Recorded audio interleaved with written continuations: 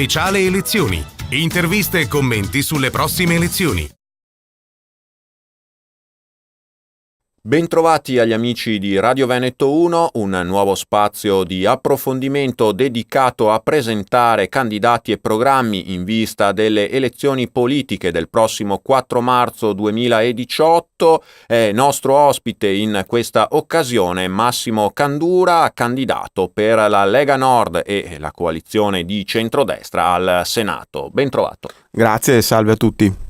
Massimo Candura, lo ricordiamo come accennavo, candidato al collegio uninominale per il Senato di Vittorio Veneto, Conegliano, Mogliano e Treviso. Insomma, c'è questa fascia longitudinale della provincia, sì, che certo, poi comprende anche tutti i comuni a oriente, diciamo, sì, da questi che abbiamo citato, il collegio 03 di Treviso, insomma, come viene identificato. E Massimo Candura, che è anche il segretario comunale di Treviso della Lega Nord. Certo.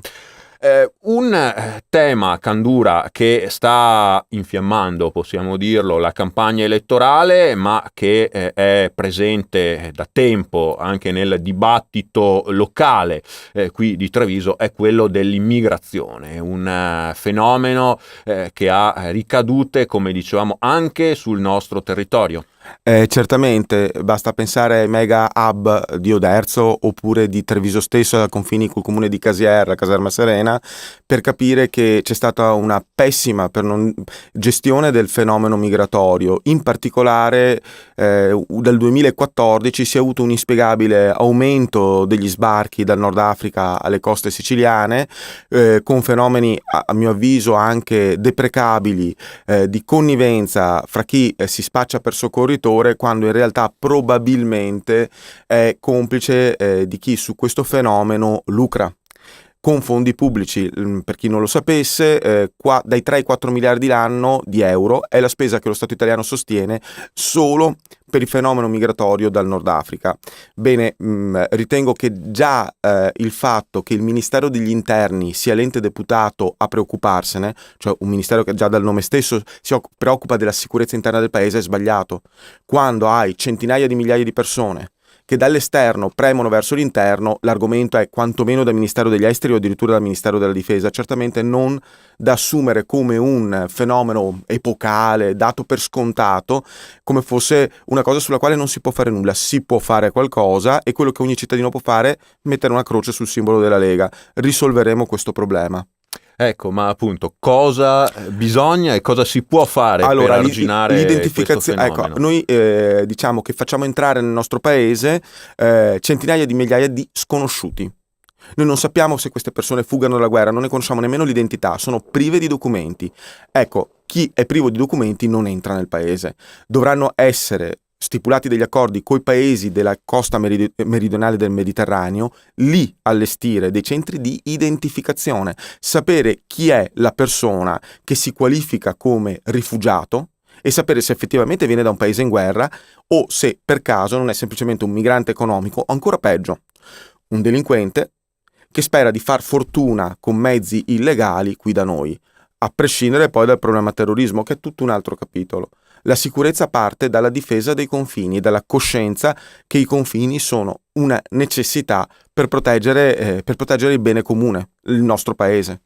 Perché voi dite la maggioranza di queste persone, di questi immigrati che giungono e sono giunti in questi ultimi anni nel nostro territorio e in Italia in generale, non sono, come qualcuno dice, persone che fuggono da guerre e da persecuzioni, sono puri e semplici migranti economici. Sulla base di quelli che vengono identificati, il processo di identificazione dura 18 mesi, neanche il 10% è da considerare rifugiato, a prescindere poi dal fatto che il sistema allestito è talmente carente che una volta assunta la qualifica di rifugiato vengono semplicemente espulsi dal sistema di tutela per chi è in attesa di identificazione e lasciati sul territorio a far cosa non si sa. Non hanno nemmeno nessun supporto. Ma perché? Perché i soldi spesi per questa massa enorme, la cui maggior parte, ribadisco, non è di rifugiati, ma di migranti economici, non permette appunto questa massa enorme di gestire correttamente anche quei pochi che avrebbero diritto a tutte le tutele perché scappano effettivamente da guerre e persecuzioni. Quindi la nostra proposta è quella di fermarli prima che arrivino qui, perché 180.000 come ne sono arrivati nel 2014 e numeri simili negli anni successivi non sono tollerabili. Attenzione che parlo solo degli immigrati arrivati dalle coste del Nord Africa e soccorsi oppure sbarcati sulle nostre isole, Sicilia principalmente, e sulle coste dell'Italia meridionale. Di conseguenza è necessario che l'identificazione venga fatta fuori dal paese, fuori dai confini italiani, e da lì si proceda a accogliere chi lo merita perché rifugiato, e comunque se è rifugiato la guerra a un certo punto finisce, quindi potrà tornare indietro dopo un numero di mesi o di anni, e chi invece non ha diritto perché è un migrante economico, quindi dovrà seguire le strade della normale immigrazione sulla base del fatto che ci siano dei posti di lavoro e che ci siano degli imprenditori o altri enti disponibili a assumerlo per necessità di manodopera, ma non certo questi sbarchi indiscriminati sembrano non avere mai fine. Tenete conto che l'Africa fa 1.300.000.000 di abitanti, 1.300.000.000, non 100 milioni. Quella è solo la Nigeria, per esempio. Noi abbiamo 60 milioni di abitanti in un'Italia che è come superficie minima. Di conseguenza noi non possiamo sperare, né vogliamo assolutamente immaginare di dover accogliere milioni di persone qui, perché a ritmo di più di 100.000 all'anno, in crescita, veramente è difficile pensare a una fine.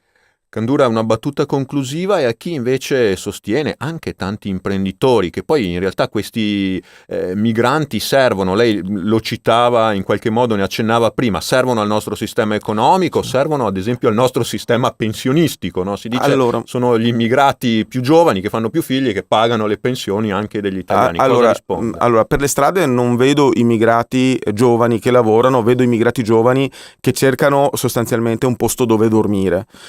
La manifattura italiana è in crisi, non assorbe nemmeno i nostri disoccupati. Come possa assorbire centinaia di migliaia di persone che non parlano la nostra lingua, non hanno una scolarizzazione o se ce l'hanno non è assolutamente compatibile con la nostra? Chiaramente forse qualcuno pensa che nei lavori poco specializzati, base dell'agricoltura o dell'industria, possano servire a comprimere i salari dei nostri operai, dei nostri agricoltori, non solo italiani ma anche europei. Ecco, questa è una strada che ci spaventa e non ci invoglia assolutamente, anzi ci motiva ancora di più nel difendere i confini e gli italiani che questi confini li abitano. Grazie a Massimo Candura, candidato al Senato nel collegio uninominale di Treviso per la Lega Nord e il centrodestra. Grazie.